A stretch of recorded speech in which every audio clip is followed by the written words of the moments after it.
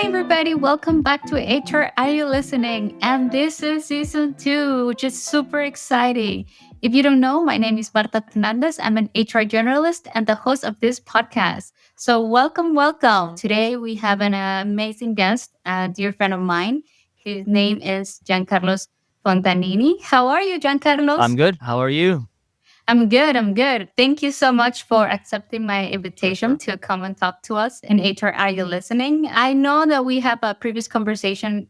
We talked about a little bit about your story. Not really. I don't know your story, but you gave me some of the topics of what's the story going to be about, which is leadership and coaching, which I'm super excited.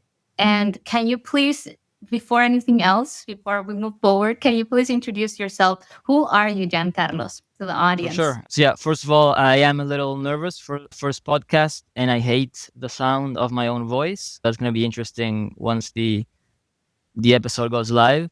But yeah, I'm Giancarlo. I usually go by Gianca. Born in Uruguay, South America, but raised around the world, I would say. To give you guys an idea, between the ages of 7 and 21, 22, I lived in Brazil, Mexico, South Africa, Canada, which is where I met Marta back in college. And then I came back to Uruguay, so that's where I'm based today. On a more, say, academic and professional side of things, I have a bachelor's in business. I did a master's degree in HR management. Although I do not work in HR today and never have, I do have a bit of an interest in the topic. And yeah, today I'm working at Oracle NetSuite. I lead a team called Shared Resources, where we basically hire and coach, guide junior consultants. We focus a lot on the younger professionals, sort of just to get them ready to become full members of our different consulting teams worldwide. Although I'm based in Uruguay, most of my career has been working for US companies for the past, I don't know, 13, 14 years. It's always been US customers, vendors, managers, team members. So yeah. Okay, well, thank you. You gave us a good brief of Yeah. your life, of who you are. Thank you so much. Guys, it's true. I did meet Giancarlo's back in undergrads, which is very interesting because seeing how we have grown and where our path has taken, it's completely different. When we were like 20s, like our 20s, gotta say, that's the beauty of life, right? Of how we transform with time and how our experiences mold us. And I'm excited for Giancarlo because he's someone who has worked in his home country in Uruguay, but he said as well that he has worked for international companies, right? Like an Americanized company, which it's interesting because I feel as though my intrigue comes down to how you experience American culture within the work environment, but you're still in a Latin American country, right? With like different working culture environments. But that being said, I would love for you to start your story. Please share what you have in storage today. As I was preparing for this, I watched some of the episodes and I noticed that everybody had a very specific story to focus on. And I felt as though it wasn't for me. I didn't have one big story to share. So I focused more on maybe talking about my career so far, how it began, and sort of what I did to get to where I am today.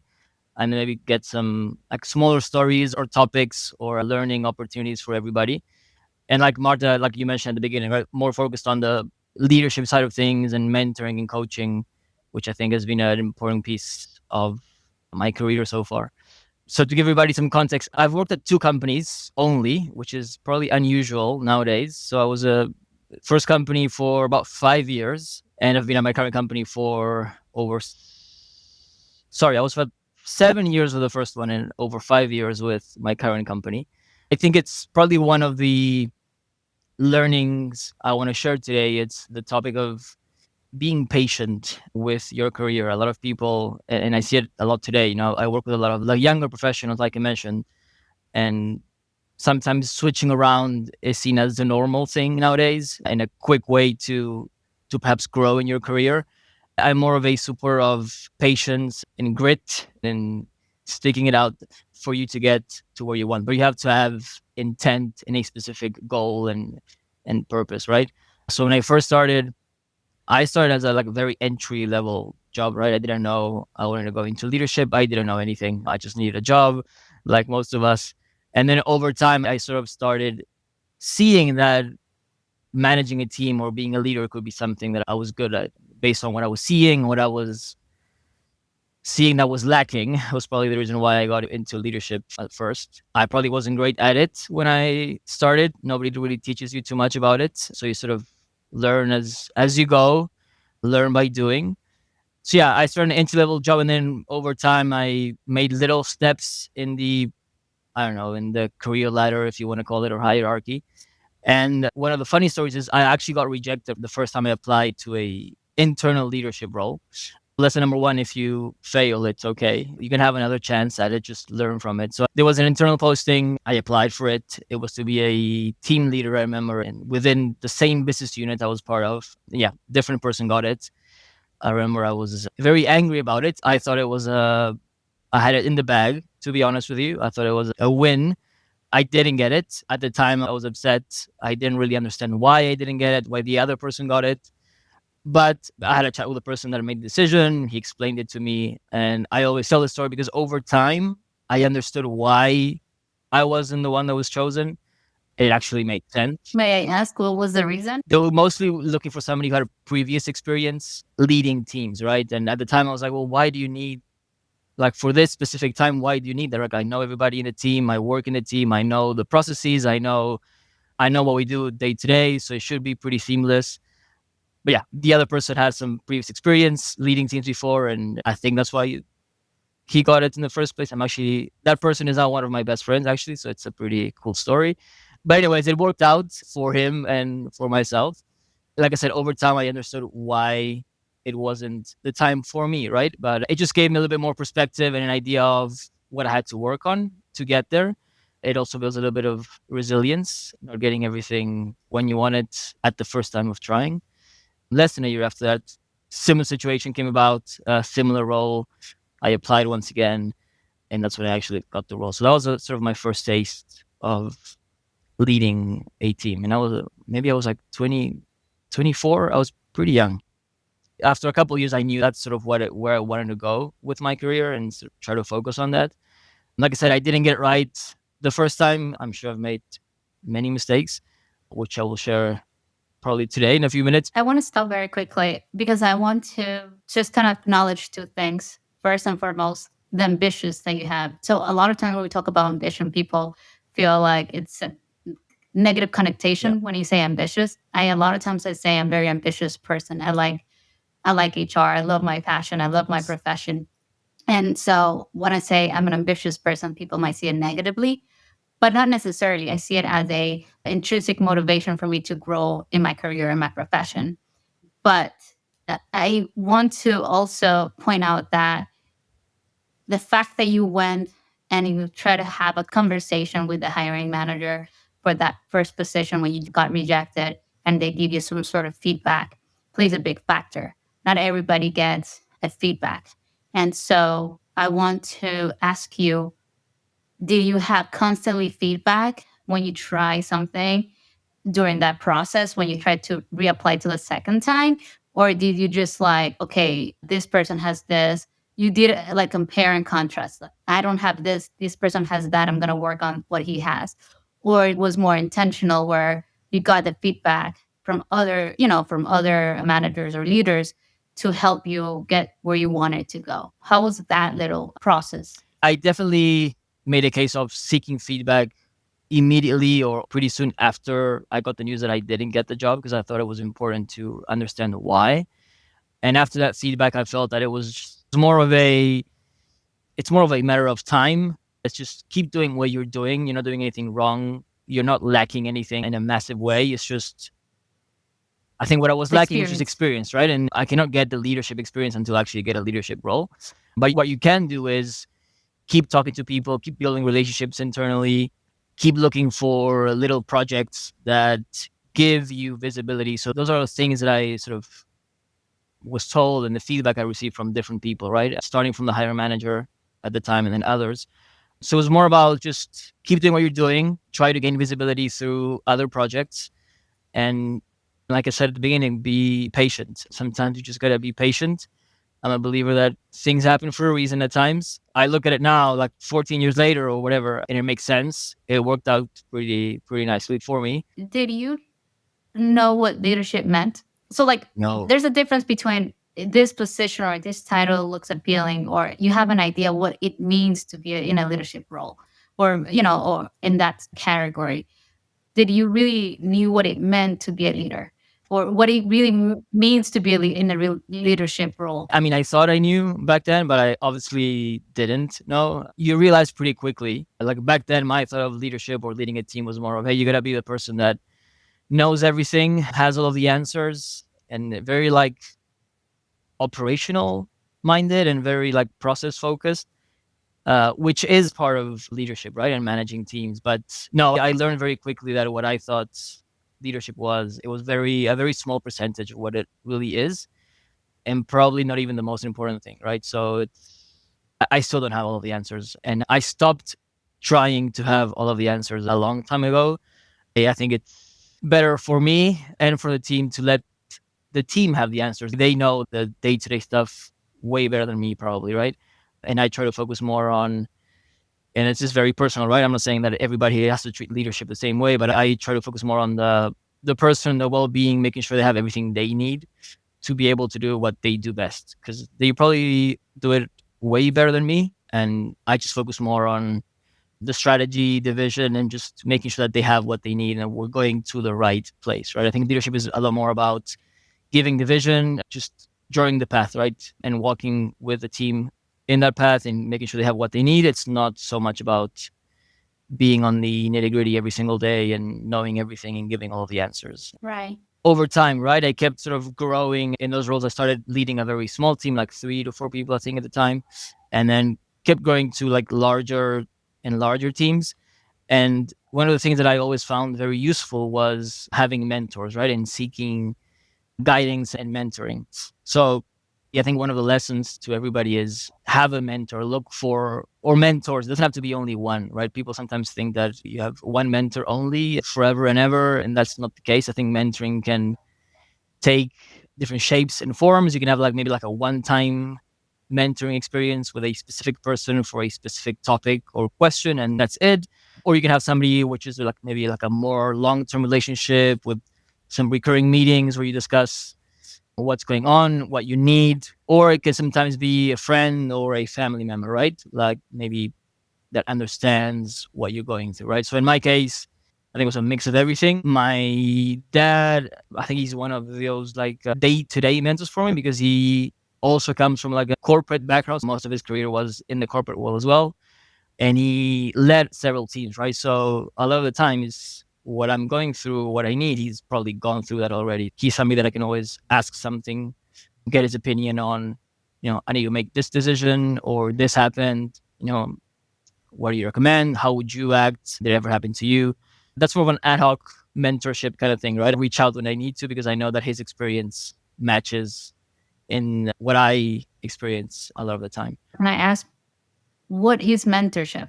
So I think the question is because nowadays people throw you got to have a coach, or have a mentor, or you have, and to be honest, at this point in time, I think people get confused what it's a mentor or even just what's a coach. And there's a difference between being a leader, being a mentor, and being a coach. At least in my eyes, there's a different levels and different dynamics and how they build that relationship with you, right? Because, for example, you could be a leader and indirectly you could become a mentor to someone without not knowing. So, for example, the typical someone admires you, but they never really say that they admire you. And yet, when they go and seek for advice or asking for, hey, Giancarlo, like I need help, and you assist them, you without intention, you became their mentors. But in reality, it's just your leadership style, right? Because we talk about leadership in more in detail, which I'm not going to do because it's very complex. There's different leadership styles. And depending on what type of leadership style you have, that also can convert into coaching or mentorship roles by accident.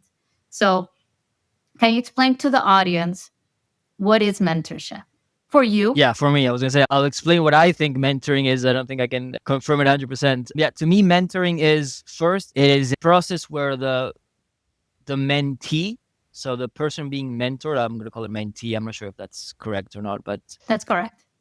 has to go in it with intent and with a specific purpose behind it. So it's not I have a question or any help with something, let me go ask somebody. That's not mentoring, that's just seeking help. I think mentoring, it's more about have this objective or this purpose.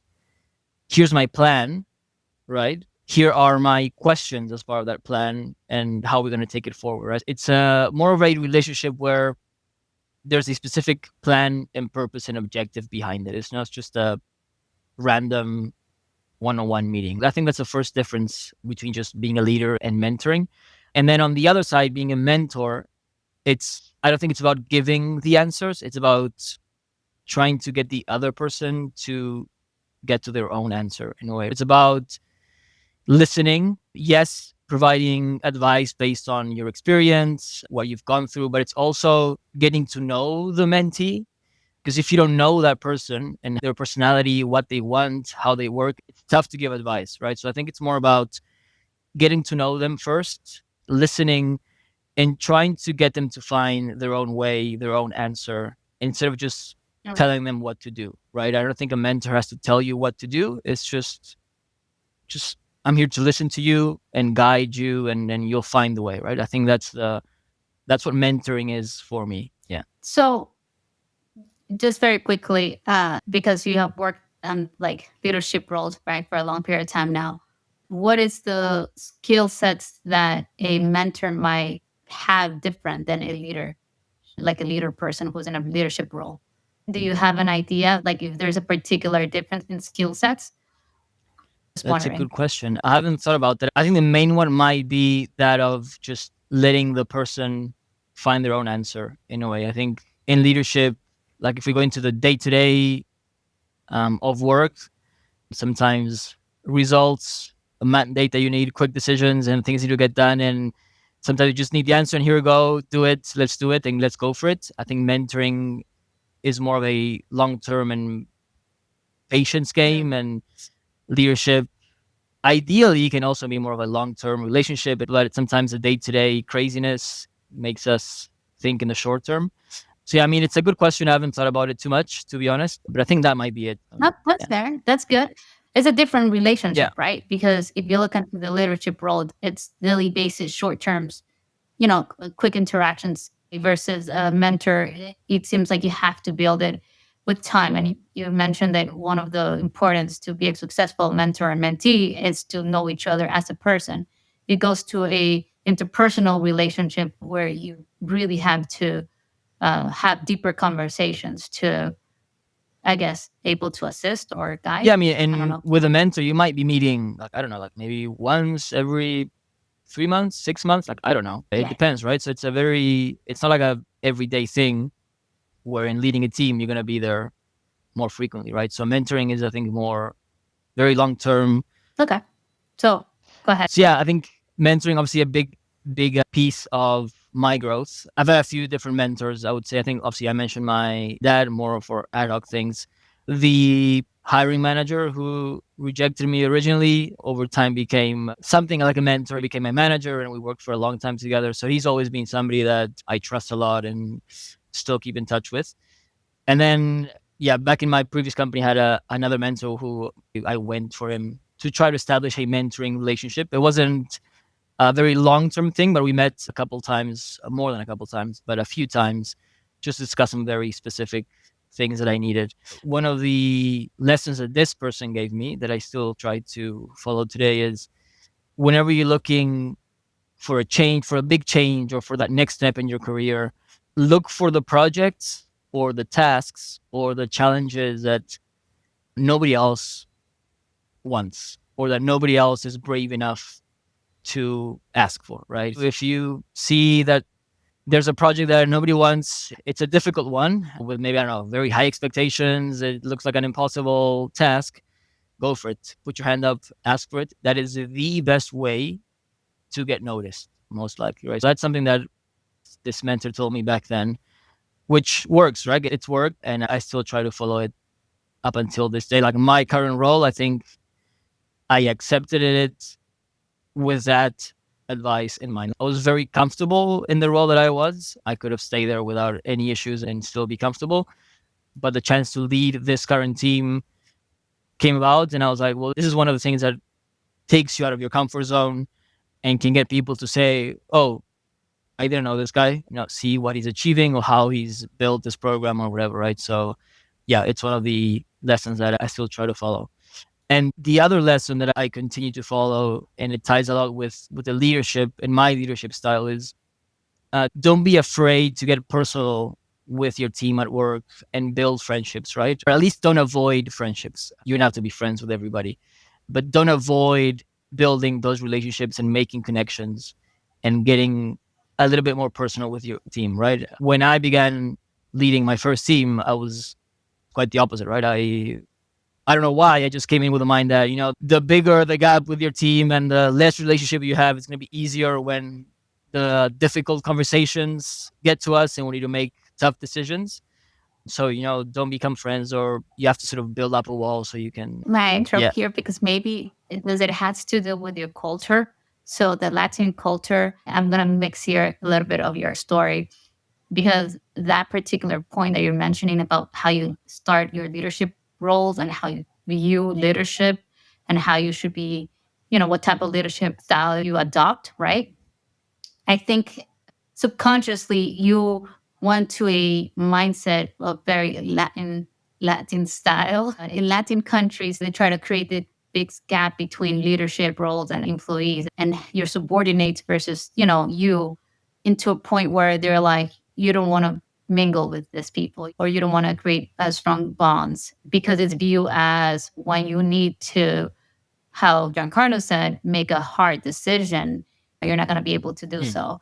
That's why a lot of times in countries they say don't hire your friends or don't work closely with people that you care and love. Would that be something that when you started your leadership journey, you think subconsciously that affects you how you perceive leadership versus what you see it Yeah, now yeah, for as? sure. Like, and nobody ever told me, oh, this is how you have to do it or this is how it works. It's just assumptions that one makes based probably on your culture and upbringing, for sure.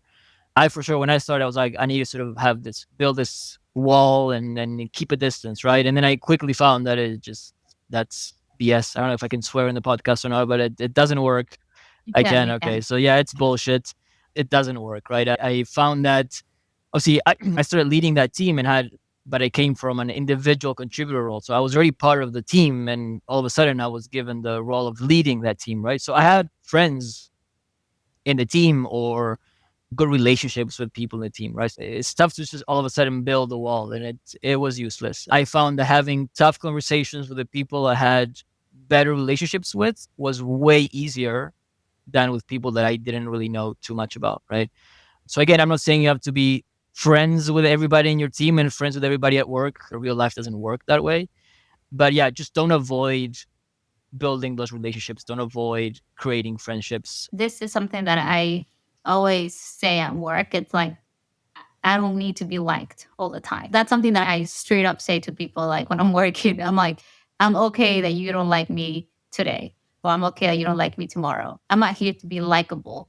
I'm here to do my job. And part of my job, it will be show some side of me that not everybody will, enjoy.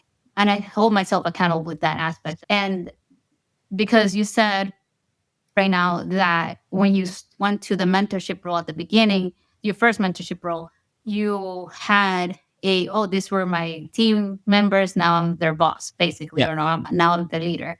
And how do you balance that change between Giancarlo's leader in a leadership role versus Giancarlo? Like, how do you went through that stage? And I'm asking this very intentionally because I know now that you have gained a lot of experience, but at the beginning, you didn't know any Yeah. better. I'm trying to find you like the moments that you stumble upon for you to realize this is not the leader that I want to be, right? Because you said that person that started made a lot of assumptions, and now you're not that person anymore. But can you explain a little Yeah, bit? I think if what I realized very quickly is that I had to use the relationships I already had with the people in the team to my advantage. It wasn't a bad thing. It was, on the contrary, it was a positive thing. It should make my transition to this new leadership role and leading the team a lot easier than if I came from the outside, let's say. I had to use those relationships to my advantage. And like I said, I noticed that maybe difficult conversations were actually a lot easier because I knew the person, I knew how they would react, how they communicate, they knew me and how I expected things. So leveraging those relationships was very important.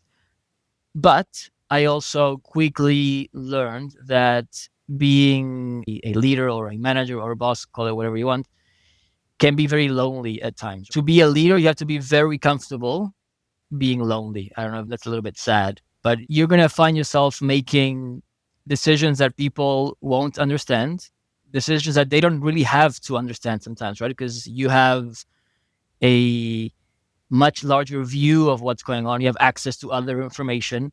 So you're going to have to be making tough decisions that people won't like. And once you make those decisions, you're going to feel a little bit lonely. Like you're going to have, your circle will be reduced. Even though you have good relationships with everybody, or you just strive to have a good relationship, your circle of trust will become smaller and smaller probably, right? And now, like, I have a small circle of trust. I call it a circle of trust. People I can talk about things freely and exchange opinions and stuff like that, that I know perhaps my team members won't really understand. And that's fine. It's a normal thing, right? I think the advice there is be comfortable being lonely and know that it can be a bit of an isolating role at times, right? So you have to be comfortable in that situation. I guess this is where your mentorship relationships also leverage your loneliness. Yeah. Because if you have a mentor, I mean, I don't have a mentor, but I would assume that would be a important variable or factor on how to mitigate some loneliness, because mentors will be able to give you some sort of support. I don't know. What do you think about that? For sure. And the mentors have probably been or have experienced what you're experiencing at the time, right? They've probably experienced the being lonely moment of their careers, and they know, they can relate. They know what it feels like. They know why it happens. They can be somebody that provides that support to you when you need it, for sure.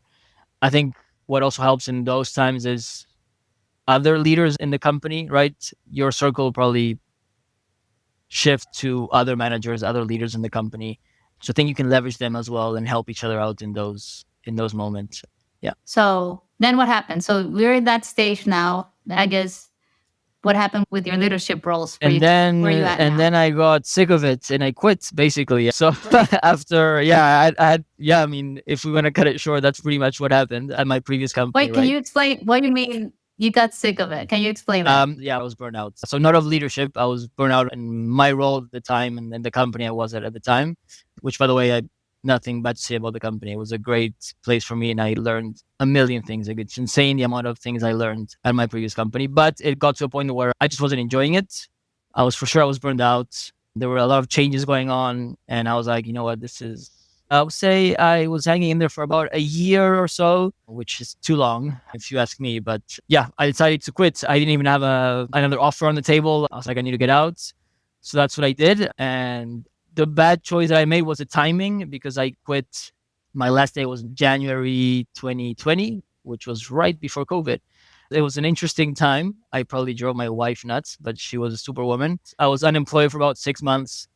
Then I joined the company that I'm currently with, not in a leadership role. So that's lesson number 2. Don't be afraid of taking a different step. Maybe it seems like it's taking a step back, but it's just a horizontal step. So I went into a sort of individual contributor role once again in a new team that was being created.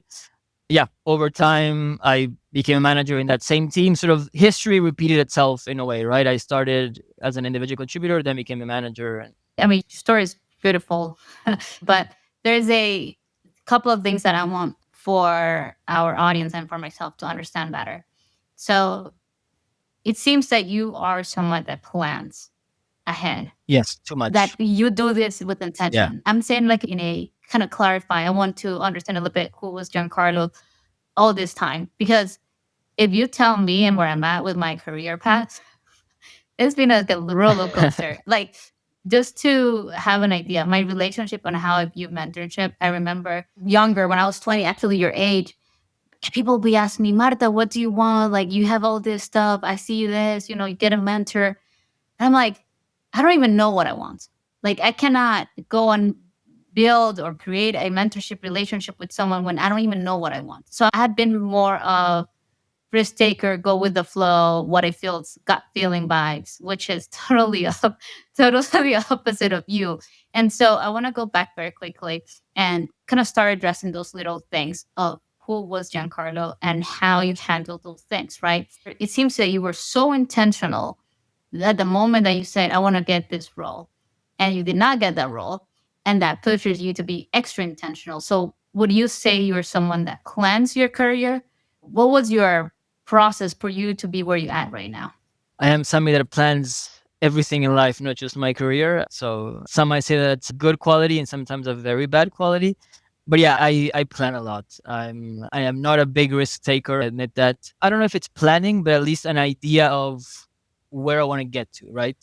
I don't necessarily plan every single step in between, but I do have a pretty good idea of of where I want to be or what I want to do. And if I need to make a bit of a decision that others think it's a bit crazy, I don't mind making that decision. As long as I think it's going to take me towards that sort of end goal that I'm looking for, right? And when I started my professional career, I didn't know I wanted to lead teams. I had no idea. I didn't know what I wanted either. I needed a job, like I said at the beginning, right? I needed a job. I thought that I knew that I wanted to work sort of in the corporate world because that's sort of what I saw from my own family, right? So it's like, oh, my family did it. So it was a bit of a natural step.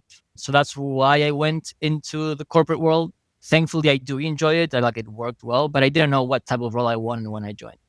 I think over time, I started seeing that my qualities and what people were needing was a good fit for leadership. And then that's when I sort of said, okay, this is what I want to do.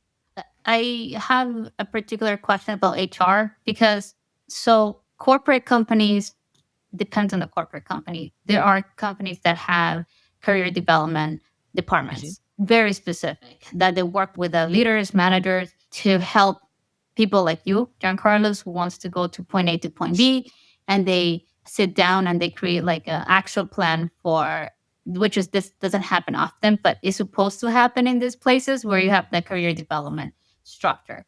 And so with your two companies that you have built a career path because anything plus 3 years it's building a Mhm. career path within an organization. Is it you take it on your own leads, hold yourself accountable, this is what I'm going to do, I'm not going to wait for the company to assist me, or it was a partnership with your HR department or with your manager? How did that look like and how do you approach that? Never wait for the company to assist you. That's the first thing. I think there's two people that can help in a career. The first one and most important, it's you and only you. Nobody's gonna care about your career the way that you care about it. Nobody's gonna fight for you the way that you can fight for yourself, right? So you have to own your career, own your decisions. Don't wait for others to help you out. Don't wait for HR to help you out. Don't wait for anybody to really help you out, right? I think HR can be there to guide you, perhaps provide resources, provide guidance and visibility, but you need to own it, right? And to be honest, and I don't know, some people might not like me for this, but I think your manager plays a much bigger role in your career than HR does, right? I think having the right manager is essential for your career growth. If you know that your current manager is not the person that can help you, you need to start looking elsewhere if you can. I know obviously life happens and one cannot always choose when to leave and what to do. But in the ideal scenario, you need to find a manager that will have your back and will sort of push you to other roles, even if it means leaving the team. I think a big piece of leadership as well. I always say to my team, like, I want you to grow. I don't care if it's here and in this company, great. If it's somewhere else, that's perfect. I will honestly help you find a job if you need. Like honestly, I will help you find something better. If what you think you need is elsewhere, I'll help you out. But I think your manager can have a big say in how it goes within the company. So basically, you're telling me you barely talk to HR unless you're going through onboarding Yeah, I mean, process or some sort of my training. experience before leadership roles, that's pretty much. Unfortunately, everybody has to keep in mind is that HR can be very different depending on the company you work for. Right, there are some companies where the HR function is very admin. So it's like, hey, compliance, payroll, and letting people go. Other companies are more towards HR, being involved in the strategy of the company. And then you see like the role of the HR business partner growing and stuff like that. And I think now you have this type of HR, this type of HR function more focused on employee experience, which is perhaps more of the new side of things. So as an employee, you have to understand what type of HR exists in your company, right? And then you cannot expect things from them that they are not tasked with or empowered to do, unfortunately, right? So me, I'm not a fan of HR being just admin and payroll and compliance, but we have to accept that some companies, that's what HR is tasked with, and that's their role, and they won't be able to give you much more than that, right? So now that you're in a leadership role, what's your relationship with HR? There's definitely more communication and conversations than when I wasn't a leader. And I think, but again, it's not so much about me and my career. It's more about a little bit of guidance in different scenarios, right? Like, so this is happening in my team. This is happening with person A, person B. What do you think? Do you have any advice? And how can we sort of tackle this situation together, right? Right. But you partner with HR. And this is just me being curious. On your opinion, do you think now you could see the value in employees building relationship with HR directly? So because you just said, not everybody feels comfortable or they have good relationship or trust with their managers or with their, whoever's their boss. And so just wondering now that you see how one side of HR that not everybody tends to see because you need to partner with them to help you and guide you on certain aspects, whatever it is that you need to, address. Can you see now the importance why employees should build some sort Yeah. of relationship with HR rather than waiting until everything burns and they're like, oh, I need assistance? What's your intake on that now that you're in that leadership role? Yeah. I mean, ideal world, the employees have like a direct relationship with HR and they feel comfortable going to HR for the good things and the bad things, right? Like you said, don't wait for things to burn and all the negative stuff to appear, right? So I think that's the ideal scenario. I honestly don't know how realistic it is for every employee to have like a good relationship or have just a relationship with HR. Like HR, they don't have 1,000 employees in HR, right? There's a limit to how much you can do and how many people you can talk to in your day to day. So I think there's limits that make it impossible for everybody to have a relationship with HR. Right. Okay. Two more questions. The first one is, what about training? So you got to these roles, you barely knew what it was what. Is there's a difference between the current company that you're at versus the older company in terms of training? Because you did not talk about training at all. I mean, you heavily talked about mentors guiding you, which it sounds like that was your main resource of information and knowledge, and they trained you without training you. So what is this company's roles in terms of training people like you who have no leadership, not necessarily experience, but maybe skills, if there's any role, or it was just more empirically you figure out life as it goes? I think in the first company, it was a little bit more about me figuring it out. I think I was very lucky to have very good managers that helped me out and in a way trained me just by me watching or advice they gave me and stuff like that. But it was a lot of me learning by doing and just being lucky enough to have a good management team above me. That's the truth. The current company I'm at, there's a lot of help from a training perspective. There's a lot of resources, a lot of people that you can go to, things you can read, videos you can watch. We have access to trainings we have access to that really focus on preparing new leaders for day one. There's a lot of help in that sense in my current company, which I think is great. Till the day I die, I will say that nothing will prepare you ever for a management role until you're in the actual role. You can read everything you want, you can watch a million videos, you can do 1,000 courses, but until you actually start in the role and get faced with the real life situation, you're not going to be fully ready. You can also prepare outside of the company, right? So I will always say, don't only rely on the company doing things for you. There's other things you can do outside of work as well. So me starting my master's in HR was a lot about that, right? Just I feel like I need to see a different side of things. And I think doing the master's degree would better prepare me to lead people as well. Like you see a lot of things in what I study that helped me in my day to day as a manager.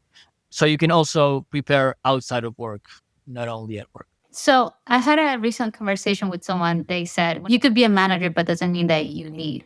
Managers are meant to manage, not lead. So how do you, because it seems like you had luck, significantly luck in terms of your managers, how do you perceive managers that manage versus managers that manage and lead? Because when we talk about leadership, I could say I don't have to be in a management role. I don't need to manage someone to showcase or lead people. Oddly enough, you would see those people who are in a team member environment, and you will have one person that has that leadership spirit or competencies or skill sets, and they move more the pieces in the work than the manager. I want to make clear that leadership roles, it doesn't mean necessarily you have Giancarlo's leader in, you know, business unit, Like leadership is subjective because you could be in a leadership role without having the title.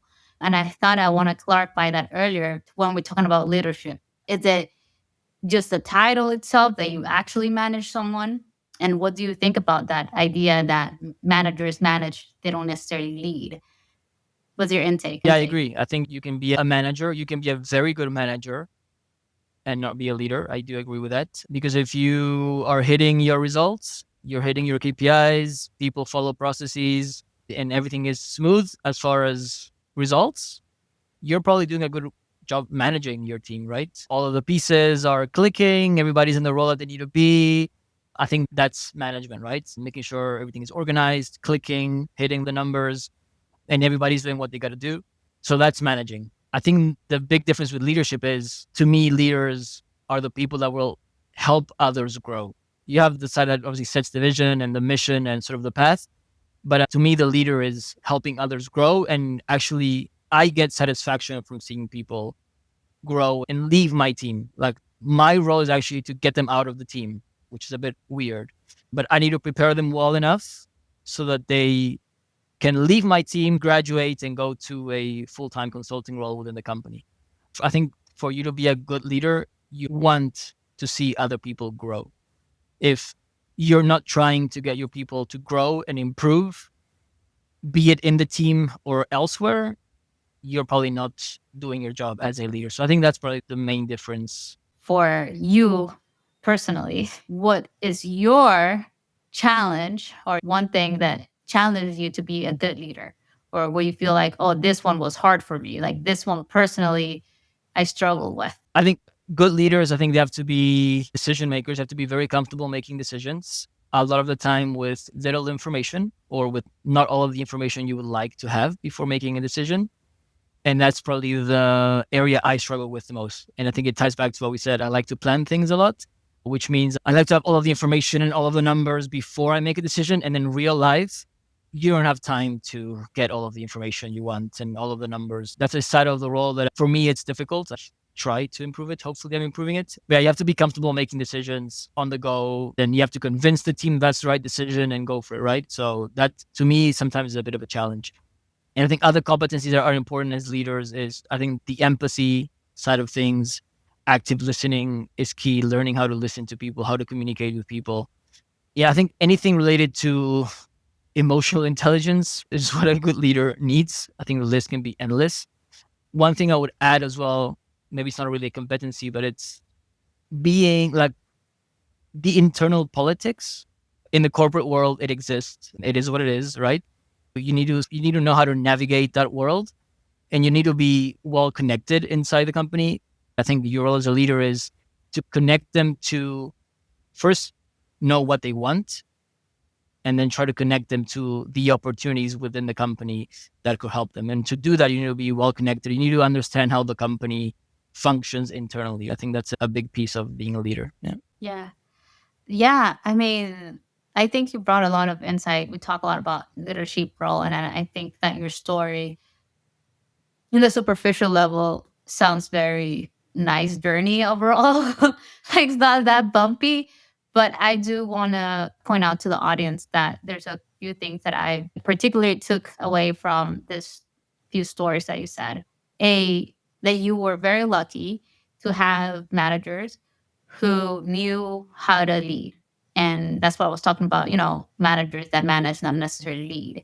And you have actually managers that made your path to this career path particular easier.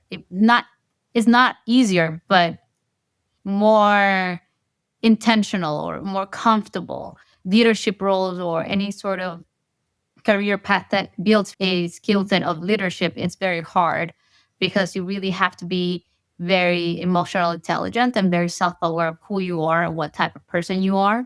So I think this story keeps bringing that idea that training it's key, but also managers that assist employees with intention and hear them out, how, where they want to go plays a big factor. And the other thing that I feel that I learned is that how to be self-aware that you need time to get to where you want. And so a lot of times we get very frustrated because we're not getting where we want to get at the speed that we want to be there at. And this story, it kind of goes back to the idea of, and I, as an HR person, say this all the time to employees, you are the only one that has full power to control your career path. You are accountable of your career path. It's up to you, and you're the only one who is accountable for that growth, not your manager, not the HR company, the HR department. And so I admire that you said that, because a lot of times in Latin America in particular, and sometimes here in the United States, you see people waiting for the promotion, waiting that the HR person comes and talks about, career development, which not everybody has those conversations because they're not thinking, hey, let me push them out to another department. They're thinking, let me keep this person because they're good at it. And I don't want them. That sounds very selfish, but some people do that. They see they're good at it. I don't want to train someone else. I want to keep this person. So they hoard that person instead of allowing them to grow to be something else. So that's where my two senses of this story. Granted, I know there's more to dig in, but time is short. And I just want to say that I'm impressed that you have been very intentional with your career path. It's very hard to see that nowadays, and you've been very honest with yourself, which is also something that's very hard to see, because sometimes people blame the company, blame this, blame that, but you created your own opportunities. You are where you are because you work hard, but you also create those opportunities by exposing yourself to the right people, getting mentors. So I commend that from you. Thank you. I appreciate the kind words. One final comment I would give, and it relates to what you were saying just now, is one of the things you need to do as part of owning your career is saying to somebody, to your manager in the ideal world, what you want and what role you want. And so if you want to become a manager, people in the team, your manager, should know that you want to become a manager, right? So I recently, and this will be the last story, 2 minutes, I promise. I am now in a position where I have managers reporting to me, right? So I was looking for a new manager a while back and had people that applied to the role that I had no idea that they wanted to become a manager. So I'm like, how can we be interviewing for a manager role? And this is the first time I'm hearing that you want to become a manager, right?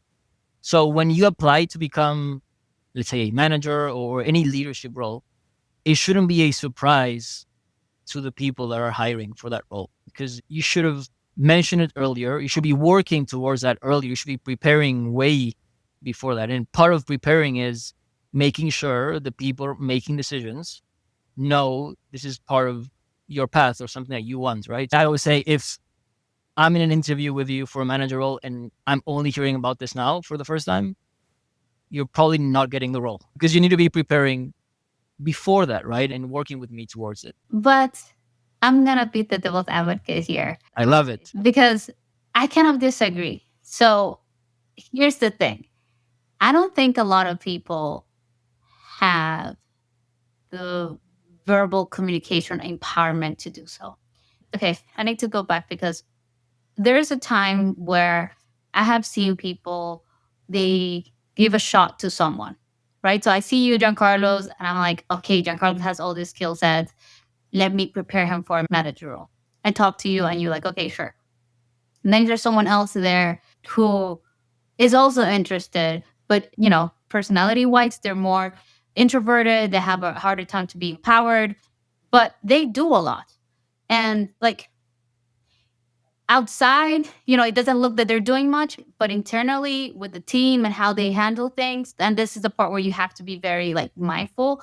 It's wow, that person is doing way more than this person that is splashing the water. So just because the water is not splashing doesn't mean that someone is not interested. And so I'm playing the devil advocate. Yes, it's true. People would want to verbalize that, but I also realize that maybe she did not verbalize it, but there is trace of them working very hard to show their leadership skills without even like saying it. So is it really a surprise when you see Marta Fernandez? And so just saying, like, would it not be fair to say that's not really I think it's a good fair? observation. I think it's a good comment. I also think that perhaps it's also part of that leader, that manager, part of their role to identify that this person might not be communicating it verbally, like explicitly, but still be a good candidate for that manager role at some point, and be the one to verbalize it for them and say, hey, listen, I see this in you. Is this something you will be interested about in the future? And let's work towards that. I just think that before you apply to a manager role, you need to have you need to be preparing for that. And me as a manager, I would like to know, either you tell me explicitly or maybe I identify it and discuss it with you one-on-one. It doesn't have to be like a external thing, right? It's something that we're working on together to get you ready for that next role. Or perhaps your way of saying it, I want it, is applying now, getting feedback. You might get it or might not. And if you don't get it, you'll get it perhaps in the future. The message I'm trying to give is put your hand up and try to verbalize what you want and what you're looking for. And I think it's for sure, I think your comment saying that it might not be that easy for everybody are super fair.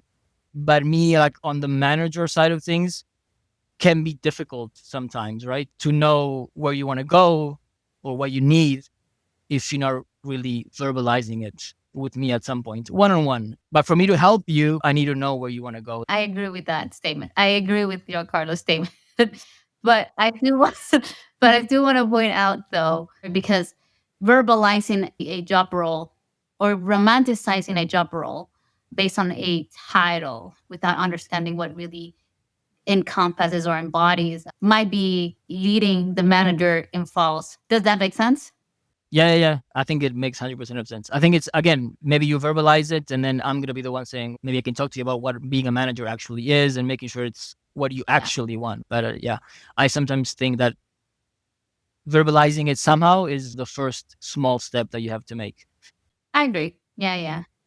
Oh, before I forget, Giancarlo, do you have any quick advice from everything that we talked today? One or two top things that you really want people to hunt? I mean, you keep hunting a lot of advice here, advice there, but from everything, recap for everybody who's actually listening.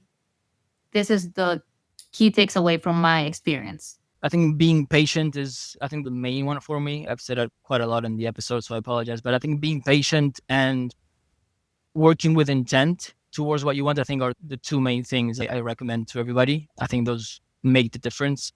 If you're patient and you know where you want to go and you have intent in everything you do, I might be wrong, but I like to believe that it will happen sooner or later. I think things happen for a reason. You will have bumps, you might have delays, your career might take you to different ways. You might have to take a step back, a step to the side before taking a step to the front. That's fine. That's normal. Career paths look different for everybody. There are a million ways to achieve the same thing. So don't think that there's only one way of doing it and try to copy what somebody else did, right? I think as long as you have clarity, have intent, and you're patient with it, it should lead to a good result, to a positive result in the end. Well, thank you so much. I mean, I agree with you 100%. Intent is everything, especially nowadays. Building careers are more harder than anything else. And so I 100% agree with you. Well, guys, that's all I have for you today. Thank you so much, Giancarlo, for having us. Well, for you coming to us. Guys, I'll link down below his LinkedIn as like always. And this is all for you guys. Hope you have a great day, and I'll see you in the next episode. Bye.